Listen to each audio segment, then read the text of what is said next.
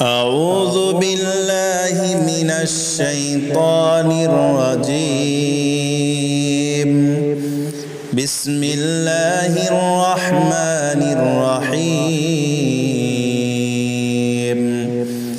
الله لا إله إلا هو الحي القيوم لا تأخذه سنة ولا نوم له ما في السماوات وما في الأرض من ذا الذي يشفع عنده إلا بإذنه يعلم ما بين أيديهم وما خلفهم ولا يحيطون بشيء من علمه إلا بما شاء وسع كرسيه السماوات والأرض ولا يؤوده حفظهما وهو العلي العظيم. صدق الله العظيم. সম্মানিত ইমানদার দিনদার ভাই এবং বোনেরা, আপনাদের সামনে যে আয়াতে কারিমা তেলাওয়াত করা হইল, এই আয়াতের নাম হলো আয়াতুল কুরসি। এই আয়াতুল কুরসির বিশেষ ফজিলত বর্ণিত হয়েছে।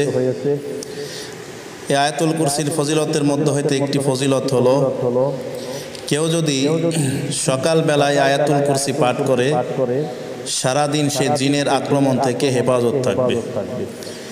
কেউ যদি অনুরূপ সন্ধ্যাবেলায় এই আয়াতুল কুরসি পাঠ করে সারা রাত আল্লাহ তাআলা তাহাকে জিনের অনিষ্ট থেকে হেফাজত করবেন।